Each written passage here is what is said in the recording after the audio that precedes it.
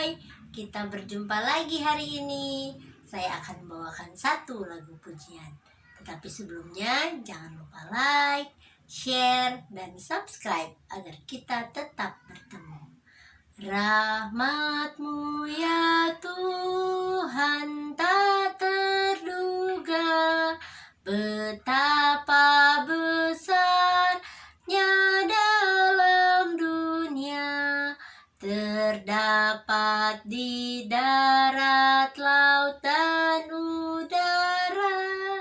Olehnya manusia berbahagia.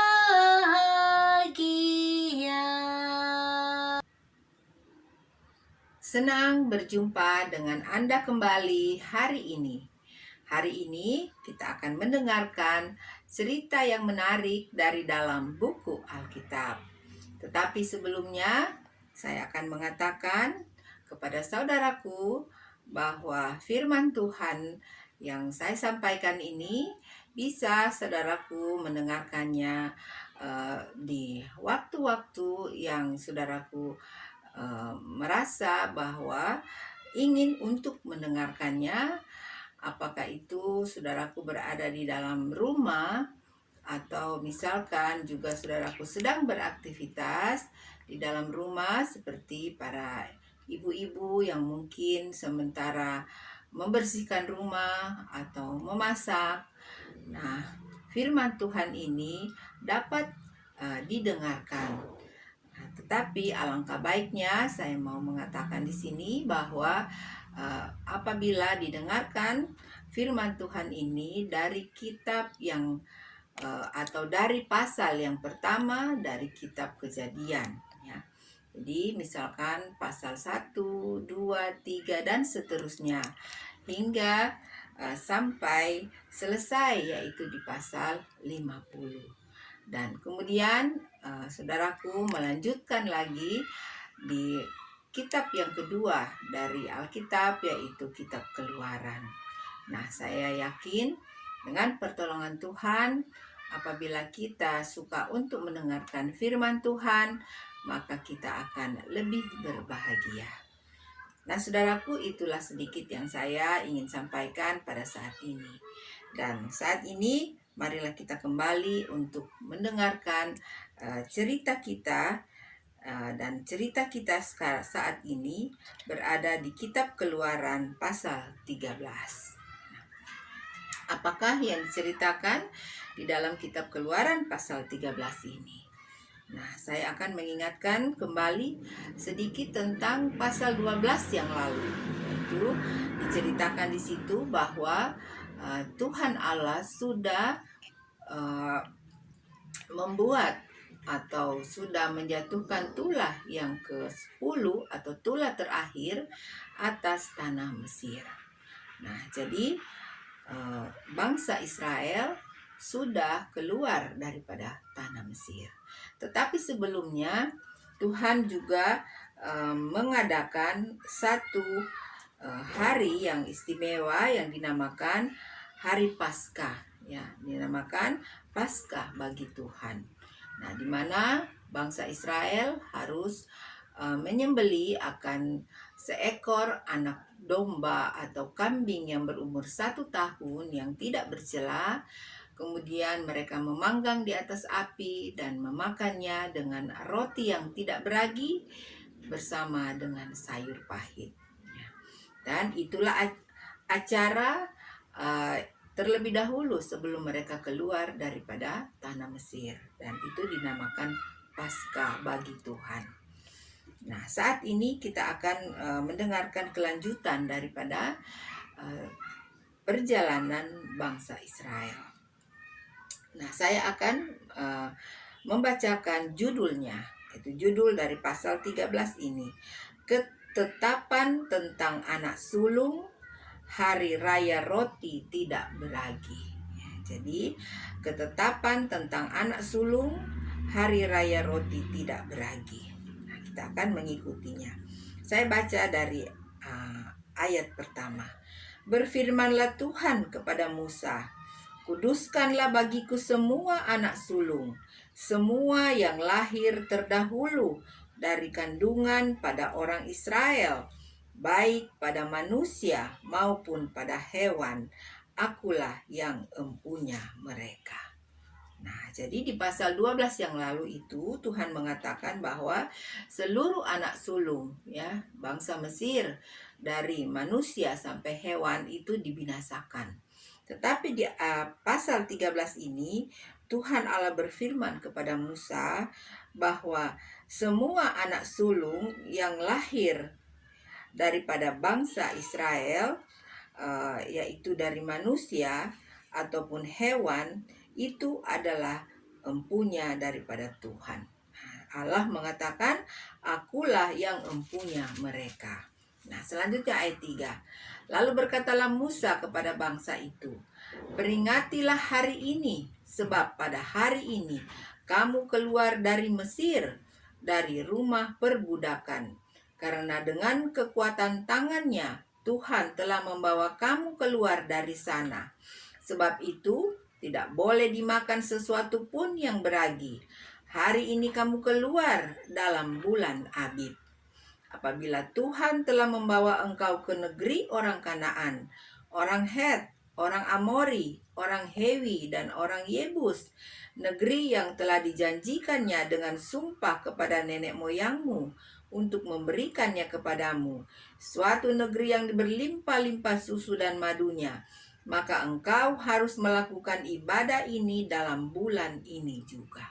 Nah, jadi kembali Musa ya mengingatkan kepada bangsa Israel ya bahwa mereka harus tetap melakukan akan seperti apa yang diperintahkan oleh Tuhan ya, yaitu mereka tidak boleh memakan satupun yang beragi ya. Nah, jadi pada bulan Abib ya, saya kurang tahu untuk bulan sekarang itu bulan apa, tapi pada bulan mereka itu yang namanya bulan Abib ya. Jadi mereka tidak boleh memakan makanan yang beragi ya. Jadi kalau tiba pada bulan itu, itulah mereka harus memperingati di mana mereka dikeluarkan atau dilepaskan oleh Tuhan Allah daripada perbudakan di tanah Mesir. Nah, selanjutnya di ayat 6. Makanlah roti yang tidak beragi 7 hari lamanya, dan pada hari yang ketujuh akan diadakan hari raya bagi Tuhan. Roti yang tidak beragi haruslah dimakan selama 7 hari itu. Sesuatu pun yang beragi tidak boleh dilihat padamu, bahkan ragi tidak boleh dilihat padamu di seluruh daerahmu. Nah, jadi ini ditekankan lagi ya oleh Musa kepada bangsa Israel. Pada hari itu harus kau beritahukan kepada anakmu laki-laki. Ibadah ini adalah karena mengingat apa yang dibuat Tuhan kepadaku pada waktu aku keluar dari Mesir. Hal itu bagimu harus menjadi tanda pada tanganmu dan menjadi peringatan di dahimu, supaya hukum Tuhan ada di bibirmu. Sebab dengan tangan yang kuat Tuhan telah membawa engkau keluar dari Mesir. Haruslah kau pegang ketetapan ini pada waktunya yang sudah ditentukan dari tahun ke tahun. Jadi luar biasa ya saudaraku ya, peringatan yang Tuhan sampaikan kepada Musa ya, yang harus Musa sampaikan kepada bangsa Israel. Jadi ini harus mereka lakukan dari tahun ke tahun, dan juga diceritakan kepada keturunan mereka turun-temurun. Nah, selanjutnya ayat 11.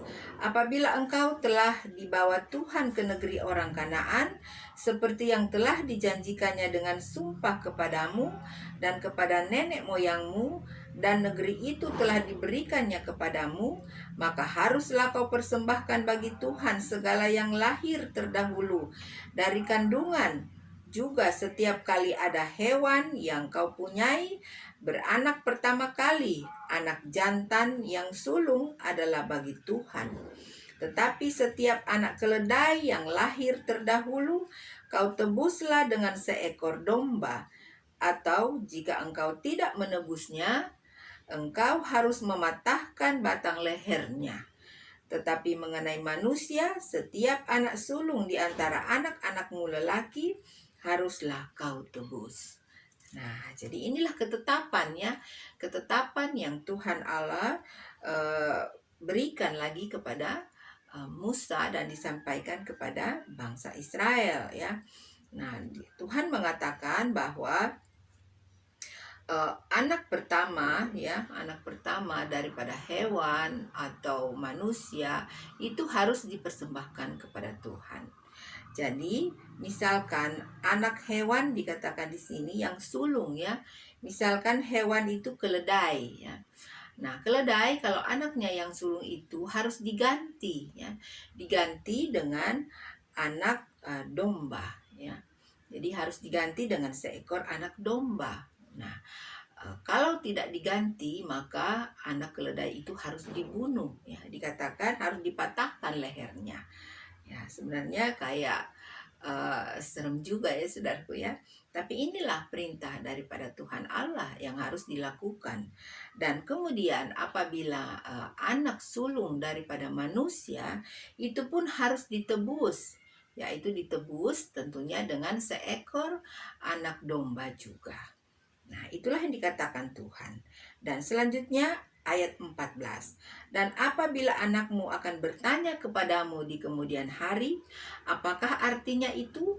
Maka haruslah engkau berkata kepadanya, dengan kekuatan tangannya Tuhan telah membawa kita keluar dari Mesir, dari rumah perbudakan. Sebab ketika Firaun dengan tegar menolak untuk membiarkan kita pergi, maka Tuhan membunuh semua anak sulung di tanah Mesir, dari anak sulung manusia sampai anak sulung hewan. Itulah sebabnya maka aku biasa mempersembahkan kepada Tuhan segala binatang jantan yang lahir terdahulu dari kandungan. Sedang semua anak sulung di antara anak-anakmu lelaki kutebus. Hal itu harus menjadi tanda pada tanganmu dan menjadi lambang di dahimu. Sebab dengan kekuatan tangannya Tuhan membawa kita keluar dari Mesir. Nah, jadi tetap ditekankan oleh Tuhan ya. Tetap diingatkan oleh Tuhan menjadi satu ketetapan untuk dilakukan oleh bangsa Israel. Jadi pada saat mereka sudah sampai di tanah Kanaan, mereka harus tetap melakukan ini. Dikatakan itu akan menjadi tanda pada tanganmu dan menjadi lambang di dahimu. Ya, artinya lambang di dahi itu tentunya harus diingat ya. Diingat selalu, jangan sampai dilupakan dan harus diceritakan, yaitu lambang pada tanda pada tanganmu ya. Karena dikatakan demikianlah tangan Tuhan yang kuat itu telah melepaskan bangsa Israel daripada perbudakan di tanah Mesir. Nah, saudaraku, cerita di pasal 13 ini dari ayat 1 sampai ayat 16 ceritanya sampai sekian. Nah, nanti di di ayat 17 ini kita akan melihat judulnya sudah berbeda, yaitu Allah menuntun umatnya. Kita baca di ayat 17. Setelah Firaun membiarkan bangsa itu pergi, Allah tidak menuntun mereka melalui jalan ke negeri orang Filistin, walaupun jalan ini yang paling dekat, sebab firman Allah, jangan-jangan bangsa itu menyesal apabila mereka menghadap peperangan sehingga mereka kembali ke Mesir.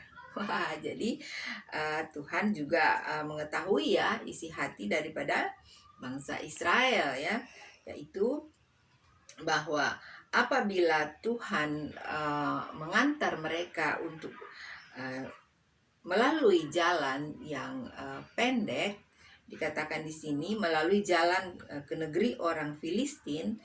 Nah, itu Tuhan mengatakan nanti apabila ada mereka jumpai peperangan di tengah jalan, maka bangsa Israel ini gampang saja untuk kembali balik pulang ke tanah Mesir karena jaraknya tidak terlalu jauh ya dari tanah Mesir. Nah, oleh sebab itu kita lihat di ayat 18. Tetapi Allah menuntun bangsa itu berputar melalui jalan di padang gurun menuju ke laut Tiberau. Dengan siap sedia berperang, berjalanlah orang Israel dari tanah Mesir. Nah, jadi mereka tidak jalan lurus ya. Mereka dikasih putar ya, berputar dikatakan. Tuhan berikan mereka atau Tuhan menuntun mereka berputar melalui atau melewati jalan menuju ke laut Tiberau. Nah, selanjutnya ayat 19. Musa membawa tulang-tulang Yusuf, sebab tadinya Yusuf telah menyuruh anak-anak Israel bersumpah dengan sungguh-sungguh, Allah tentu akan mengindahkan kamu, maka kamu harus membawa tulang-tulangku dari sini. Nah, saudaraku, kalau masih mengingat cerita di kitab Kejadian yang lalu, itu diceritakan di pasal terakhir daripada kitab Kejadian, yaitu pasal 50, di mana pada saat itu Yusuf sudah hampir meninggal, dan dia berpesan kepada saudara-saudaranya apabila dia meninggal di Mesir, maka saudara-saudaranya itu atau keturunan mereka itu harus membawa tulang-tulang daripada Yusuf keluar juga daripada tanah Mesir. Jadi sementara mereka berjalan ini, dikatakan Musa membawa tulang daripada Yusuf. Nah, selanjutnya ayat 20. Demikianlah mereka berangkat dari Sukot dan berkemah ke Etam di tepi padang gurun. Tuhan berjalan di depan mereka pada siang hari dalam tiang awan untuk menuntun mereka di jalan, dan pada waktu malam dalam tiang api untuk menerangi mereka, sehingga mereka dapat berjalan siang dan malam. Wah, saudaraku ya, kalau kita melihat di sini sangat luar biasa kasih Tuhan ya. Sangat luar biasa cinta Tuhan kepada bangsa Israel ya. Tuhan tidak meninggalkan mereka berjalan sendirian di padang gurun yang luas, saudaraku ya. Tuhan tetap menuntun mereka. Dikatakan di sini bahwa pada siang hari Tuhan memberikan tiang awan, dan pada malam hari Tuhan memberikan tiang api untuk menerangi perjalanan mereka. Luar biasa akan perlindungan daripada Tuhan Allah. Dan di ayat yang terakhir, yaitu di ayat 22, dikatakan dengan tidak beralih tiang awan itu tetap ada pada siang hari, dan tiang api pada waktu malam di depan bangsa itu. Luar biasa saudaraku ya. Jadi kuasa Tuhan, tangan Tuhan yang kuat itu tetap ada menyertai umatnya ya. Tetap ada menyertai bangsa Israel saat itu. Dan saya yakin juga dan percaya bahwa tangan Tuhan yang kuat itu tetap ada dan tetap berlaku atas saya dan saudaraku ya. Jadi betapa besar kasih daripada Tuhan itu dari dulu sampai saat ini, saudaraku, tidak pernah berubah ya. Kasihnya, cintanya, perlindungannya tetap Dia berikan kepada umat-umatnya yang selalu bersandar dan berseru kepadanya. Dan saya merasakan bahwa saudaraku juga dimanapun saja berada, kasih itu, cinta Tuhan itu tetap menyertai saudaraku. Nah, bacaan kita atau cerita kita dari pasal 13 ini hanya sampai di ayat 22. Nah, saya berharap saudaraku sudah bisa menyimaknya dengan baik akan cerita dari pasal 13 ini. Dan saya juga mendoakan saudaraku dimanapun saudaraku berada, biarlah saudaraku tetap diberkati oleh Tuhan. Diberkati pekerjaan saudaraku, diberkati kesehatan saudaraku, dan diberikan selalu rezeki yang banyak oleh Tuhan. Nah saudaraku, sampai sekianlah pertemuan kita. Terima kasih karena sudah bersama-sama dengan saya mendengarkan cerita yang menarik dari dalam buku Alkitab. God bless you. Bye.